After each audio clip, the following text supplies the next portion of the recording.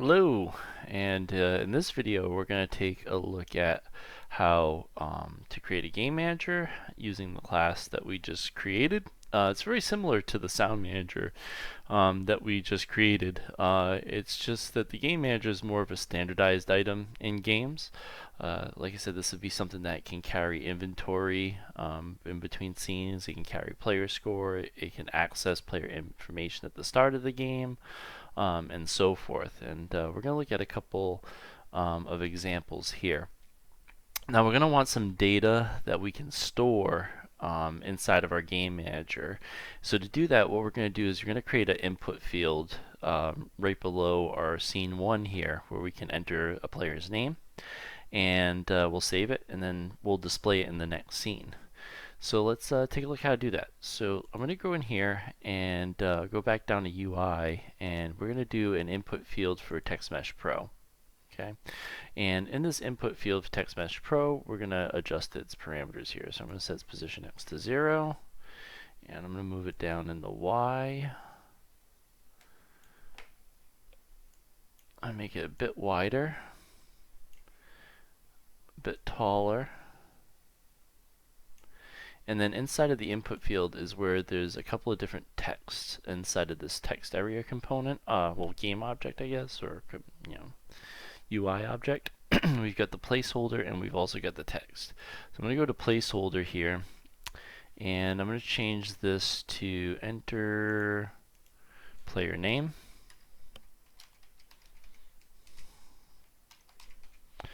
And down below here, I'm going to set this so that it's in the middle. Okay, and we can increase the font size a bit if you want. And I'm going to jump to the text now, and we're going to want to do the same thing for the text. So I think we set 16 here. Let's set this font to 16. And I'm going to want to make sure that it's in the center. And we're not going to see any of those changes, but basically it hides and shows one over the other when it changes focus. So if we hit play mode here, and I go down here and type,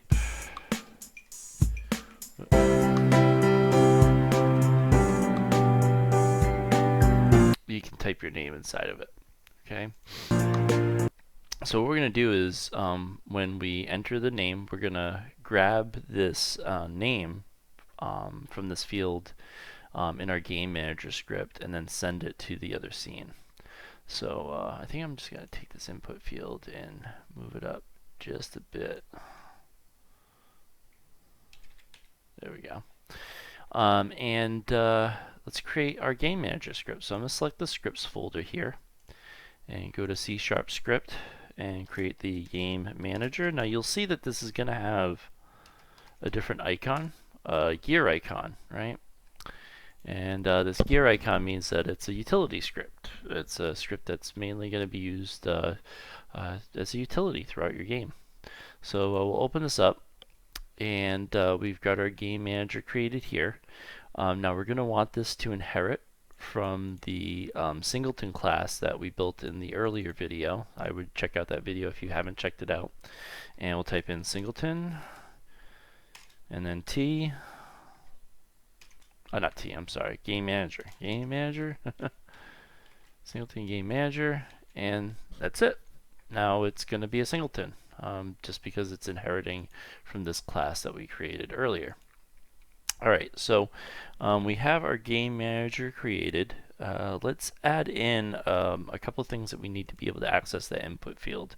So if you go up to the namespaces above, we'll say using, not Unity Engine. We don't even have to do Unity Engine for this. We just type in TM Pro, which is TextMesh Pro. And that's what's going to install the TextMesh Pro component here. If you are using the old Unity Canvas UI system, you would just say using,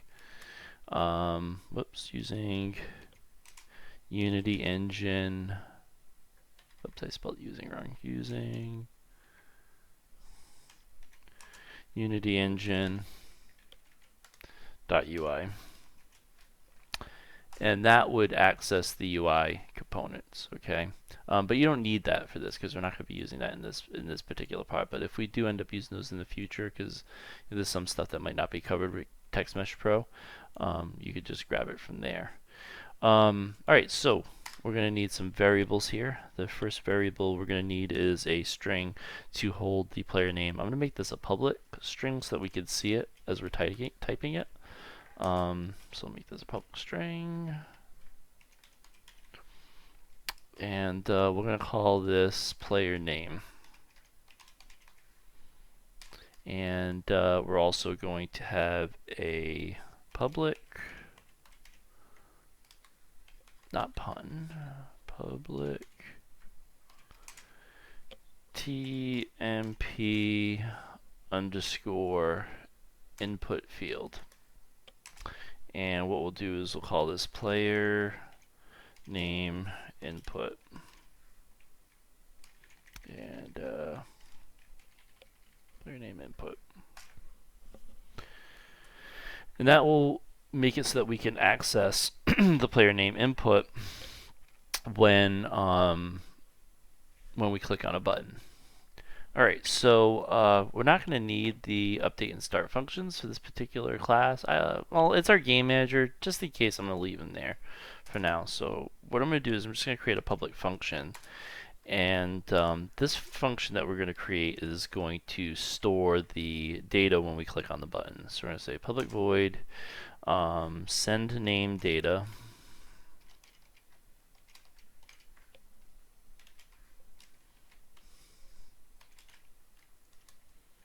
And somehow I lost the end of this class. Alright, so send name data. And send name data is going to do a couple of things. I'm going to debug whatever data we put in it. So we're going to do a debug log. And what we're going to do is we're going to grab that data. And the data that we're going to grab to be able to access it is going to be player name input dot text. And what we could do from here now is set player name equal to player name input dot text.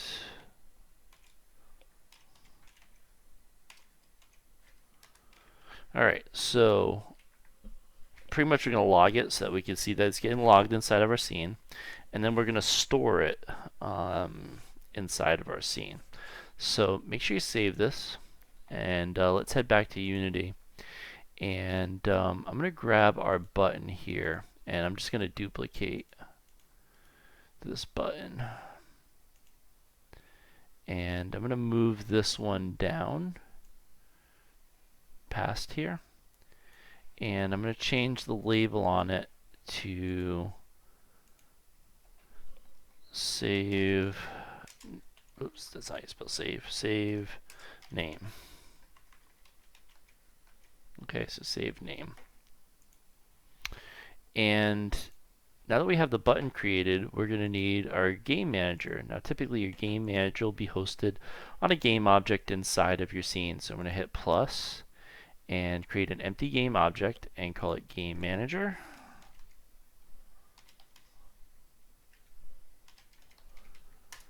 And what we'll do is we'll add the game manager script to this. And you can see, we can see our input field here, and we're also looking for the input field here. We could grab this dynamically through the code, but for now we'll just click and drag it in. I think we can actually do this and just grab the input field like that. Or you could go in and drag and drop it into here. It's up to you. Alright, so we have the input field inside of here, so I think this is ready to go. Let's hit play. I'm going to type my name, and then hit save name. Oops, I hit the wrong button. Oh no, I didn't hit the wrong button. I didn't change what the button did. We gotta change what that button does. So select our new button that we created. As a matter of fact, I'm going to call this save name. That way we know what the button does. And I'll change the other button to change scene. Alright, so we got change scene and we've got save name. What we need to do is drag our game manager in here. I totally forgot to do that. So drag and drop the game manager in here, and let's go in here and select this function for send name data, and now it should work. Let's hit play. I'll type in Jordan. Jordan. And you can see Jordan gets saved here. It gets written in the console, right? And if I go to our game manager, it's also saved as the player name right here. So now that that data is there, when I click on the change scene button, it should still have my name stored in the other scene. So let's check it out. I'm going to unpause it. Click change scene. And pause it again. And you can see game manager has persisted, right? Because it inherits from that Singleton class that we created with sound manager. And if I click here, check it out. My name's still there. So that means in this scene, I can actually access that data and show my name in this scene. So why don't we do that? I'm going to unpause it and end this and save this scene. And I'm going to jump into scene 2 again.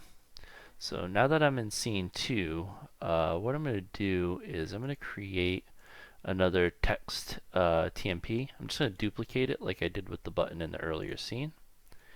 And I'm going to move it in the position Y down. And I'm going to make the font size a bit smaller because it's big. Alright. And what I'm going to do is I'm going to put my name in here. So I'm going to change the name of this one to player name.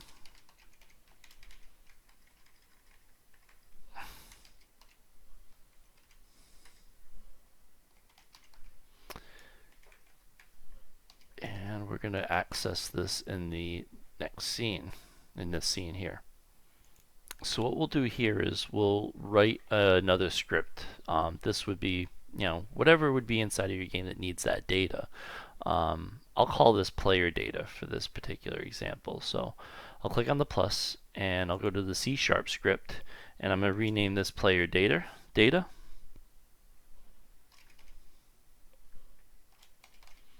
Player data, and then open that up inside of Visual Studio.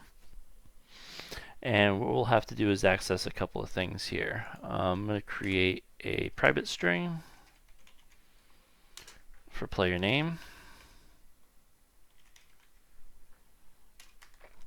Also going to create a reference for the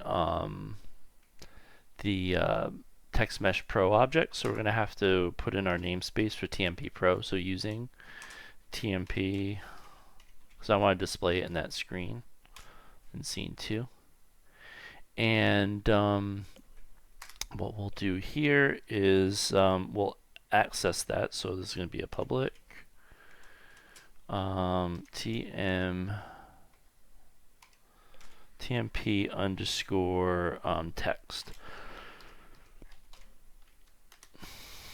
And what we'll do is we'll call that player label.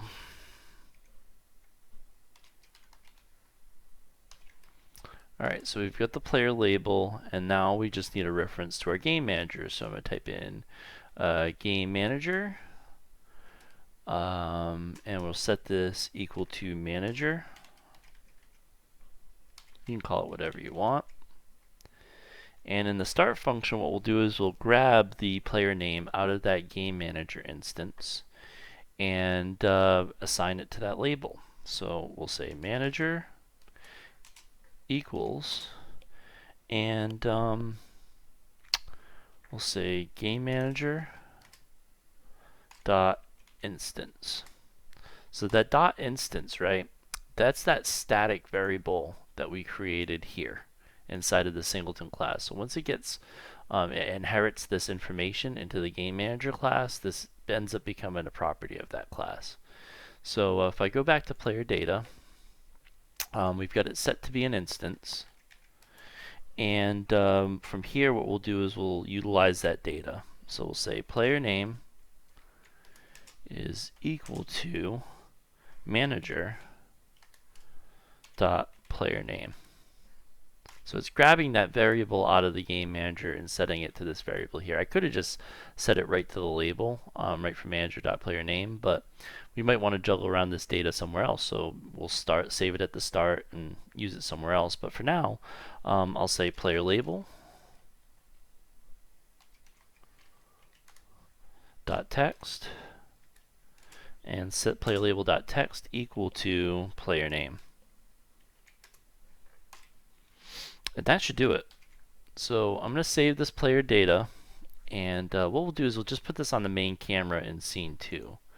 So I'll select the main camera in scene 2 and drag and drop player data there. You can see that the label shows up, so we can assign that. Not sure which one it is. I guess I called it player name, right? So call it player name. So we assign it to player name. And alright, so it's all set. Now watch, if I hit play here, you're going to get a null reference error because it can't find the game manager. It doesn't know where it is. We'll address that in just a second because it's a common misconception among students that I have about how game managers work. So let's save this scene and go back to scene 1 and hit play. I'm going to type in my name, hit save name, change scene, and you can see that it accessed the data and it placed it inside of that scene. Cool, right?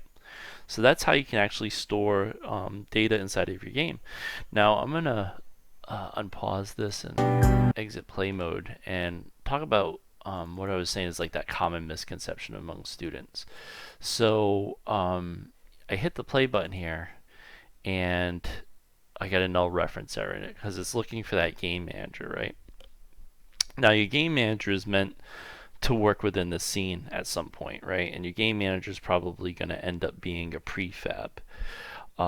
And what you would do is you would just drag in a prefab of that instance. So let's switch back to scene 1, right? And let's make a prefab of our game manager. I don't have a prefabs folder yet, so I'm going to create one because we're going to need one. We'll call this prefabs. And prefabs are just prefabricated components for our game that we can just drag and drop. The next one that we're going to create is a player controller. Alright, so I'm back in scene 1. I've got my game manager. I'm going to drag and drop game manager in here and it becomes a prefab. Alright. So what we're going to do here is we're going to go to scene 2. Where did scene 2 go? Scenes. Scene 2. Make sure you save this. And drag and drop an instance of game manager here. And let's hit the play button. Null object reference is gone, right?